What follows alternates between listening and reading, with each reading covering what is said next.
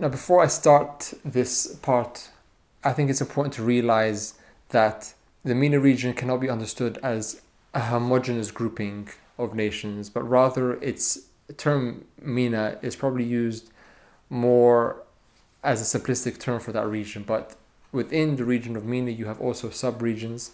We have the GCC, we have the Maghreb, and others also within that part of the world, which can be understood by its historical context and also its modern iterations of these parts of the world. And also within things like the GCC, we have nations within which have their own uniqueness to them and their own dynamics happening in terms of its leadership and the four factors mentioned above for its geopolitical capabilities. The coronavirus has impacted the MENA region in 5 distinct ways. Firstly is the initial shock of the actual amount of deaths within that region itself. So I think it's Iran, Turkey, and Saudi Arabia make up the 3 largest nations which have seen the biggest infection rates and also deaths as a result of the coronavirus. They make up, I think, almost 500,000 infections, and out of that 3.25 have died. So that's roughly 13,000, 14,000 people have died due to coronavirus in that part of the world. So its actual impacts initially have been vast for these 3 specific parts of the world, or this 3 specific nations in the MENA region. The second relates to the precautionary measures that nations have taken to help curb the coronavirus. So whether that's healthcare spending for doctors and nurses and other healthcare professionals to help treat and diagnose and treat coronavirus, but also more impactful to its economic system is the measures they've put into place, such as social distancing, self-isolation, curfews in places like Libya, Tunisia, and Saudi Arabia, the closure of borders to foreigners, which has really had a big hit on these nations' tourism industries. Those nations who rely on tourism for income have really seen a big hit to their bottom line as a result of these flight restrictions globally, not only in the region itself, which has seen a rise in unemployment big time for those nations and for those sectors, and also for the sectors which have remained open, a slowdown of productivity for existing businesses. GCC nations will perhaps do better than most to absorb the shocks of the coronavirus, only because they have the wealth due to their sovereign wealth funds to absorb the shocks, at least in the short to mid-term. The longer this lasts, the more factors become prominent and the harder it is to predict what the future holds for the GCC and also the wider MENA region in general. But so far, not so good at all. The third relates to the level of anxiety by the people and businesses and also governments as to how they plan moving forward. It's important to have a predictable future for businesses to plan investment strategies and also for governments to plan and allocate their budgets. But because in terms of business continuity, it's very difficult for businesses to really understand what the future holds. So they can't make forward projections. It's also likewise very difficult for governments to accurately allocate budgets because tax revenue is completely dependent on a foreseeable business environment, which right now is very, very hazy.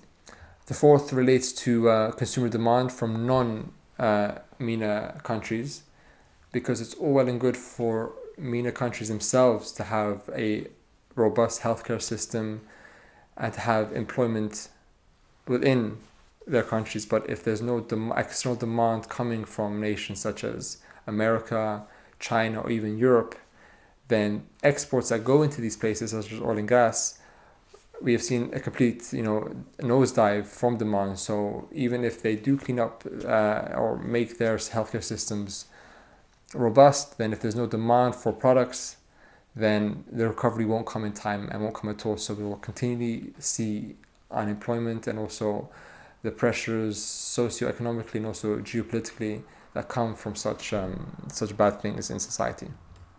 The fifth also relates to coronavirus acting as a forced amplifier for current issues in the region.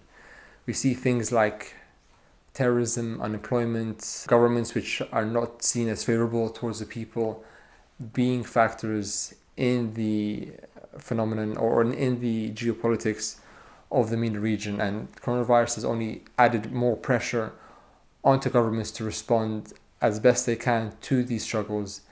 But the people aren't satisfied in many MENA nations. Not to say all of them, because as I mentioned before, there are unique individual differences, but for places like Iraq and also in Lebanon, we see protests happening before the coronavirus came by the people to its governments because of incompetence and because of cause of corruption within their governments.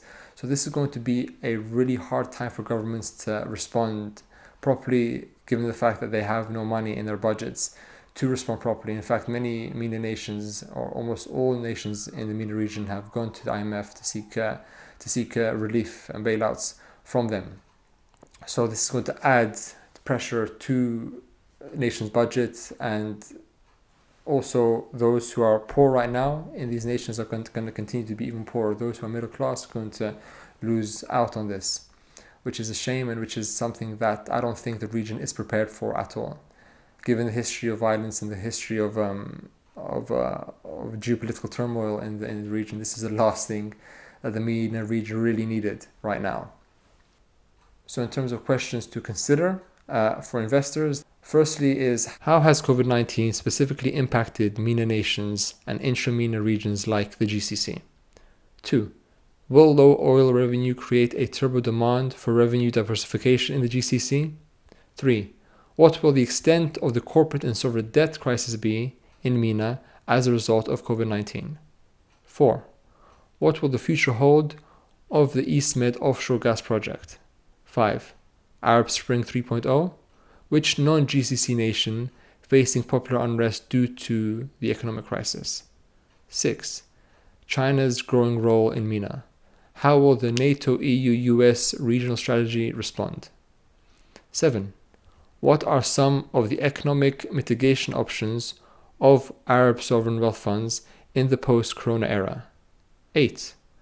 Will the fate of Saudi's Vision 2030 be a result of COVID-19, changes, delays, or new stimulus? 9. How will investors approach energy investment in MENA, hydrocarbons or renewables? 10. How will the venture capital landscape adapt in the face of COVID-19, especially in the UAE, Egypt, and Saudi Arabia? And that is that.